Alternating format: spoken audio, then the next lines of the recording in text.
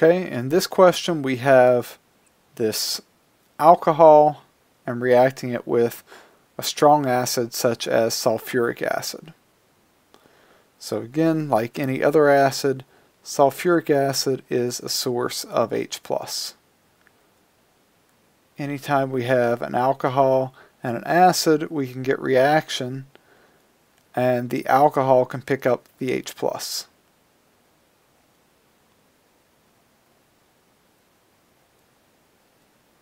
To give us OH2+.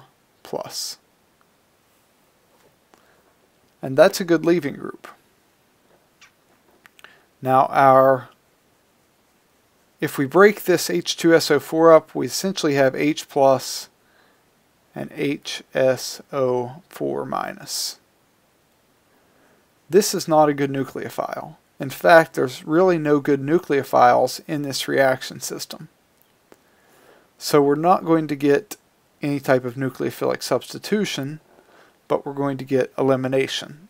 So non-nucleophilic acids like H2SO4 favor elimination.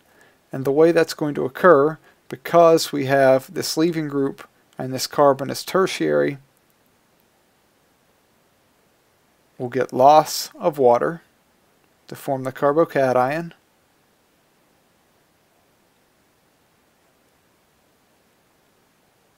Okay, don't forget about this methyl group. It stays intact. We have this carbocation. There's no way for rearrangement to occur here.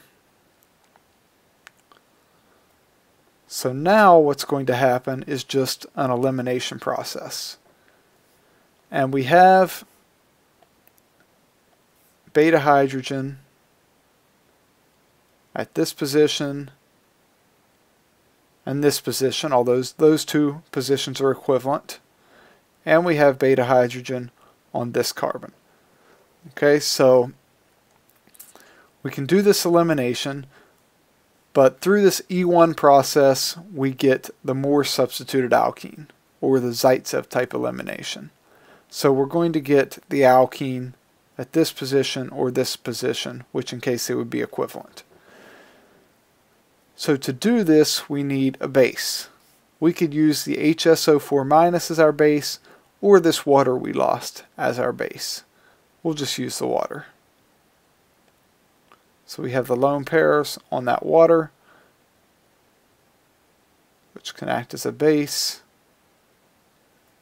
and we do the elimination.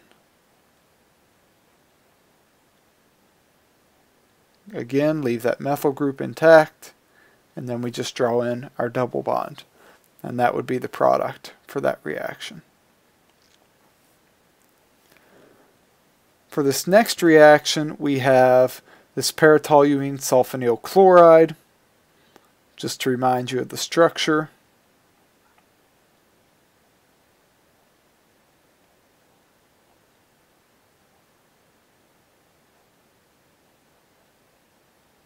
It's that. Although you don't have to know that to answer this question. Under these conditions, what happens is we turn this alcohol into an OTS group. So basically, through this process we lose this hydrogen and the chlorine, and we form a bond between this oxygen and that sulfur.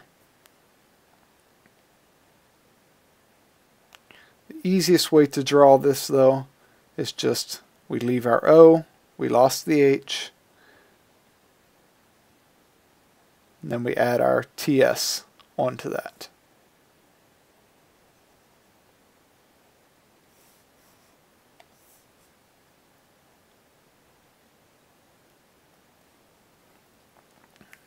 And the key to this is now we've made a good leaving group. Okay, it's not such a great leaving group that the Cl- will come in and do substitution. That does not happen, but we've made this group here, which is a good leaving group, and then we can use that in subsequent nucleophilic substitution reactions.